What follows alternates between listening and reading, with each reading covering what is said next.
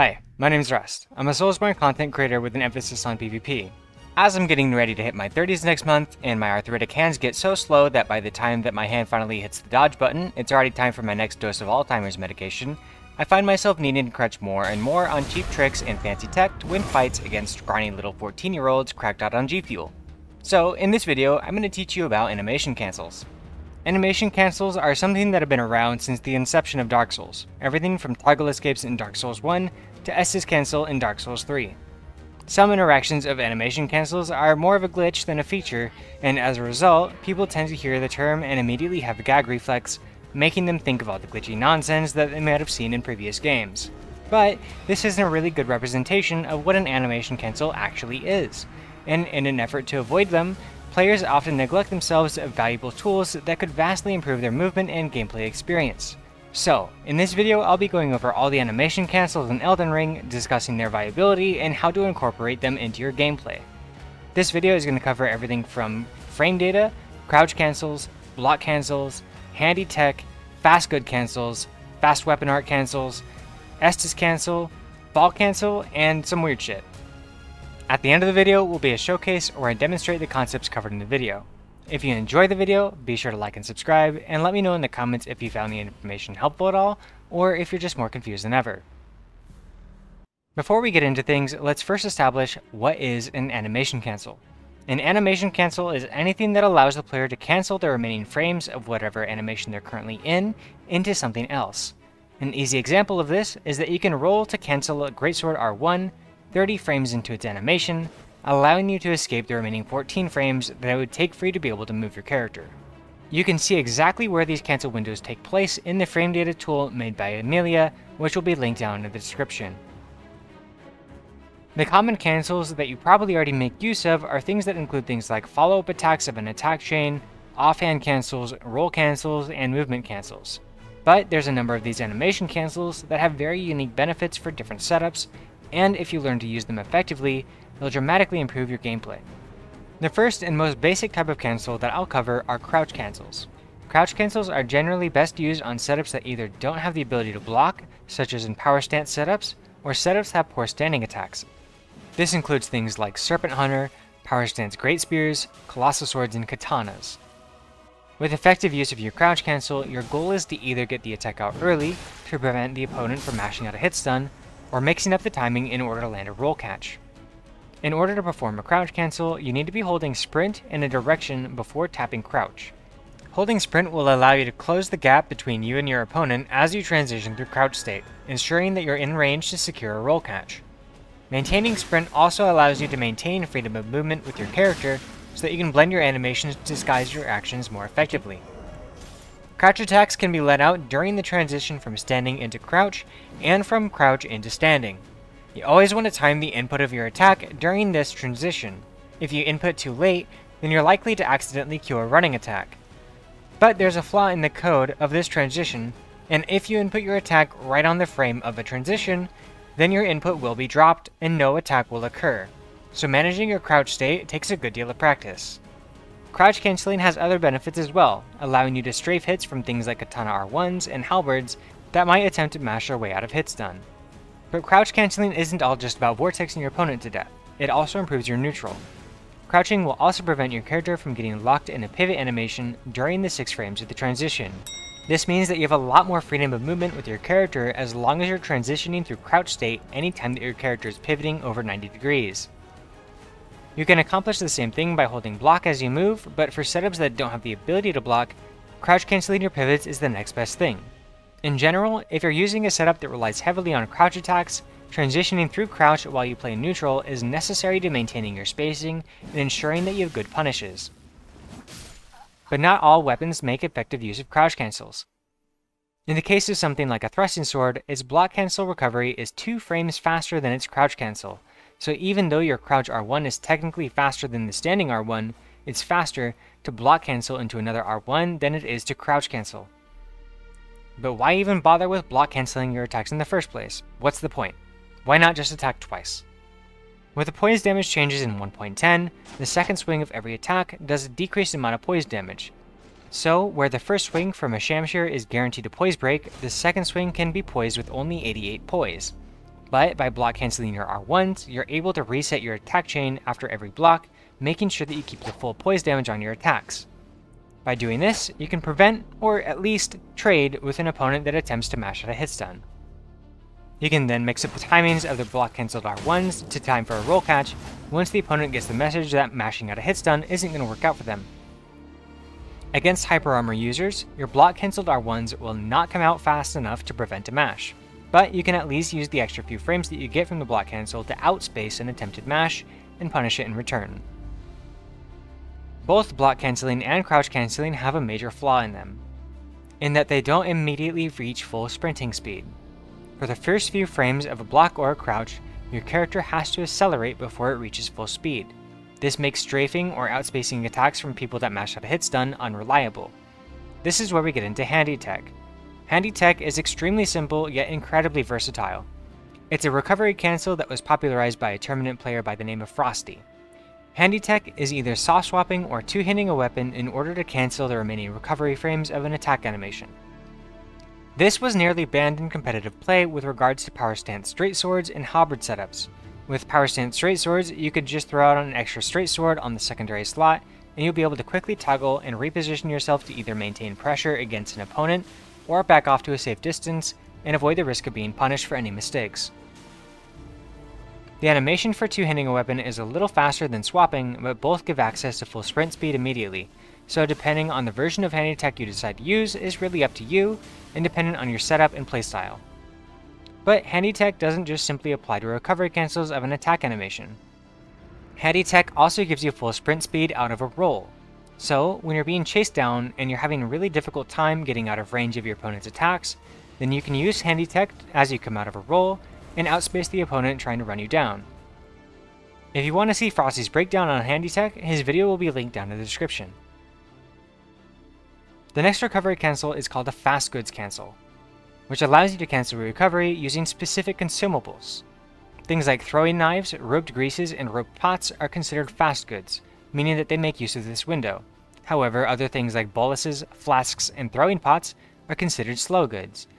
Throwing knives have a particularly niche use case here, as they allow you to set up a true combo after specific attacks. By using attacks that have a downward chop, like the crouch attack from a greatsword, the running R2 from a straight sword, or the standing R1 from Knight's Rider Glaive, the opponent's head will be knocked down right in line for a headshot from a fan dagger if they're at point blank range. This headshot is a little particular. Due to the way hit stun works, if you manage to true combo the throwing dagger from the initial attack, then they'll immediately be able to roll out of the headshot, since the stun duration was reduced. However, if you delay the throwing dagger by a frame, then the headshot will still connect, even if the player attempts to roll. This is due to the fact that the headshot can still apply its stagger even if the opponent was in iframes during the headshot. I really like doing this with greatswords as it has a really nice mix-up potential, where even if I miss the headshot, then the fan dagger gives me a perfect timing where if they panic roll in, then the follow-up swing after the fan dagger will roll catch and give me a true combo from R12 to R13. Roped greases are less efficient to use as a recovery cancel since they have an altered animation when used outside of sprint. Instead of applying a fluid blend into a sprinting animation, your character will do a weird jaywalk with their body half torqued. The animation is too long to really make any use of, so other options are simply better. But the last fast good cancel that uses this cancel window effectively is rope pots. Roped pots are a good option to cancel the recovery after whipping an attack. But you still have to be pretty careful with how you use it here, since the animation for the pot throw is pretty long, and if you misjudge your spacing, you're gonna get hit. Before I get into this next section, I want to apologize in advance to everyone in the community for sharing this bit of information. There might be some things worth gatekeeping, and this is probably one of them. But I equally feel that it's important that people know why this is such a problem, as many people don't really understand the full depth of it. There are two categories of Ashes of War. One is classified as a slow ash, and the other is classified as a fast ash. There is a specific cancel window for fast ashes, which often precedes the window of a dodge roll. These Ashes of War that fall into this fast ash cancel window are things such as Quick Step, Bloodhound Step, Dyna's Finesse, and Raptors of the Mist. What else do these Ashes of War get? Iframes. This is extremely impactful on gameplay as it allows something like a thrusting sword to get 2 hits in between attacks from something like a greatsword and be able to get out safely by using this fast ash cancel, whereas normally a thrusting sword would only ever fit in 1 attack between attacks from a greatsword, or else it will be punished if it ever goes for a second swing. This makes the weapon damn near unpunishable and absolute fucking cancer to play against. Having quickstep on a thrusting sword effectively doubles its DPS output without any additional risk. The ash still has to be used smartly, as the tail end of the iframes is diminished compared to a roll, but the advantage it gives the player in being able to land hits unpunished is absolutely fucking broken. So the fast ash cancel window reduces the risk of the player who makes a poor play, allows them to commit to an extra attack that would otherwise be unsafe to make, and not only that, but the fast ash cancel window is faster than the dodge cancel window from hit stun. What this means is that by having something like quickstep or bloodhound step, you can safely and effectively escape true combos. The misconception is often that people think that quickstep and bloodhound step were problematic due to their iframes, and that by having their iframes reduced a few patch cycles ago that they're now manageable. But that couldn't be further from the truth. The patch that reduced the iframes didn't effectively cover the inherent problem, being the early cancel window. The only difference from now and then is that if someone is playing like an idiot, then you can take advantage of their poor play. But when used by somebody that actually knows what they're doing, that's no longer the case.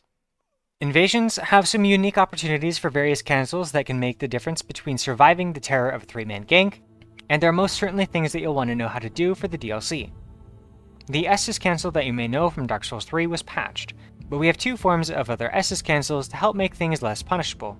The first being a crouch chug. Normally, when you drink an Estus, you either chug 2 in a row, or you pause to swap flasks between drinking red and blue. If you crouch while chugging, then the swap animation between red and blue is removed, and you can quickly drink both a red and blue flask at the same time that you would as 2 flasks of the same color. The other Estus cancel is a fall cancel. By dropping off a ledge right at the time that the flask reaches your mouth, you can cancel the remainder of the animation and still receive the benefit of the flask. If you fall too early, then you won't drink the flask at all, so a bit of timing is needed. But just try it out and you'll figure out the timing pretty quickly. Another good invasion tool is something that speedrunners often use, and that's the fall cancel, which is performed by two-handing a bow toward the end of the falling animation. Falling from different heights causes your character to get stuck for different variables of time, but by performing the bow cancel, you can avoid getting stuck altogether. This is really useful when trying to escape a gank, as you can make a good amount of distance while they're still stuck trying to recover from the fall. There's a number of weird cancels in the game that don't really have a whole lot of use case, but they're interesting to point out. One of them being a heavy backstep cancel. If your character is on heavy roll and you input a backstep, you can cancel the backstep by tapping block while two-handing any weapon with an upward guard animation such as a greatsword or colossal sword. Why does this happen? No idea. Is it useful? No. But it's funny. You can also use backstep to cancel the Ash of War, Onyx Lord's Repulsion, and Alabaster's Lord's Pull. The timing on this is really specific. If you input too early, it won't happen. If you input too late, then you'll do a full animation and then backstep afterwards. Useful? Not really. Interesting? Yeah. But from this point in the video will be a showcase where I demonstrate the concepts covered in the video. Be sure to like and subscribe, and let's get into the fights. In these fights I'll be using a variety of weapons, as some things make better use of different types of cancels than others. Starting off, I'll be showing off 2-Cat. The fight starts out as my opponent does a good job of rolling my attacks, and I miss my spacing on their jump attack. The delay for a crouch attack can grab a roll catch, but after the trauma of having a lance go through my skull, I start moving a little better. I land a good jump attack on them, handy tech to two-hand my weapon, and start strafing to the right as I block cancel my R1s. By strafing to the right a little before each R1, I can strafe any attempt they make to mash out a hit stun. They eventually back off, and I go back to power stance, outspace and punish their jump attack, crouch cancel my recovery, and land a roll catch to finish the fight. In the next fight, I'll be using Gugs. With Gugs, I tend to mix a bit of crouch cancels, block cancels, and using grease to do these tight little spins in order to make my extremely slow attacks less reactable. They roll out of my first hit, but I get right back in there, grease to bait a roll, and get a roll catch with a running R1. crouch cancel my recovery, and delay to standing to grab a roll catch. Crouch cancel for a quick poke, and this time they manage to dodge a roll catch, so I back off to refill my stamina. I see them buff their weapon, so as I close in, I bait a roll, and land a final hit. Moving on, I'll be using Shamshir, which works better with block canceling than it does crouch canceling. The backswing of Shamshir has super low recovery, and you can always roll out after landing a hit with it. So by block canceling your R1s, you can grab a roll catch if they panic roll, or maintain pressure if they have a weapon with poor standing attacks. They whiff a running attack, and I block cancel after forcing a roll to take priority. They whiff another running attack, which I punish with an R1, land a GR1 to roll catch, and block cancel R1 to keep priority again. And again, they whiff another running attack, which I punish to finish the fight. Heavy thrusting swords are one of those weapons that have very poor standing R1s, so with Shamshir I can keep up pressure at all times. I punish their running attack, and immediately go to block cancelled R1s, strafing the catch flame as they try and use it out of hit stun. They use the fast Ash cancel to get out to safety, and I back off to avoid the follow-up. They go for it again after whiffing, and I dodge through, staying close to pressure the R1. They go for a rolling attack which trades, and I keep up pressure, ending the fight with a roll catch.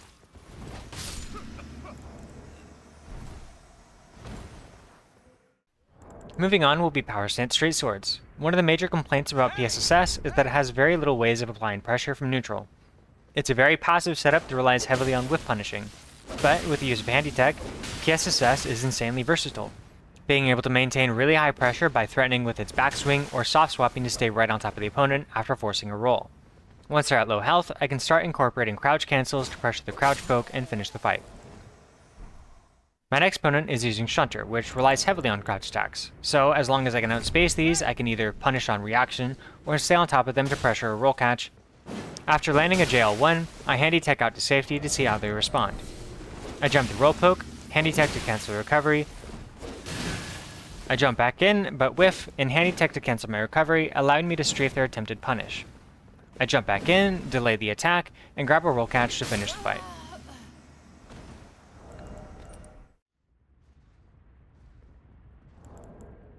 This fight starts out as I outspace my opponent's running attack, miss the punish with the CR1, but land a hit on their lifesteal fist. I grab a roll catch and land a backswing before Handy Teching to get out of the range of their mash, but I'm too slow to land the punish as they double roll out. I outspace my opponent's running attack, land a punish, and go for a backswing, outspace the jump attack, but once again a little too late. At this point they swap over to Halberd, but to little benefit as I finish the fight with the JL1.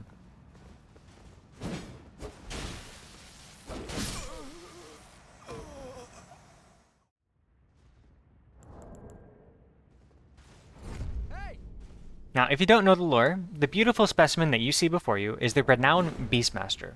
This is the most powerful build in Elden Ring, and I take a moment to appreciate its beauty.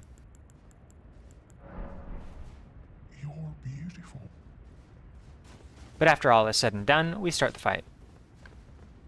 I pressure a roll catch, grab the backswing, and get out to avoid the punish. I whiff my jump attack, but Handy Tech to cancel my recovery and avoid their punish. Beastmaster then enters phase 2, as they activate gamer mode, turning off their legs and hitting me with a frame 1 attack. But I manage to jump their crouch poke, land a backswing, and use my movement cancel to grab a roll catch and finish the fight. For these next fights, I'll be showing the fast goods cancel with Knight's Greatsword. Knight's Greatsword uses a combination of block canceling, crouch canceling, and fast good cancels for its movement. The fight starts out as I crouch cancel through my pivot to punish their jump attack, and land a crouch attack to roll catch, Fan Dagger for the headshot, allowing me to true combo into backswing. I outspace their 2 R1s and punish a third, and pressure to try and go for a roll catch. I block cancel my recovery and jump back in, punishing their R1 and finish the fight. The next fight starts out as I take a trade from the Halberd with my running R2, pressure a roll and miss, and jump over a couple of poison darts.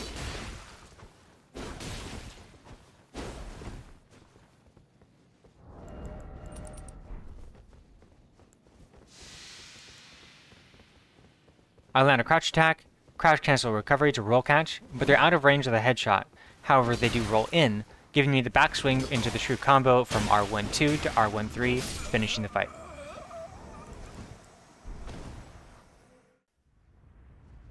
The last fight will be a demonstration of Quickstep on a thrusting sword. I start off by strafing their Sacred Blade and grab a quick buff before punishing their R1 with the JR2.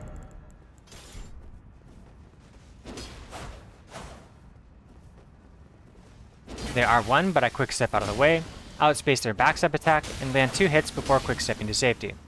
Go for 2 more hits, and Quickstep out, avoiding their rolling attack, before landing 2 hits and Quickstepping to safety once again. I bait the R1 and RQS behind them for a free, unpunishable backstab with frame advantage that cannot be escaped.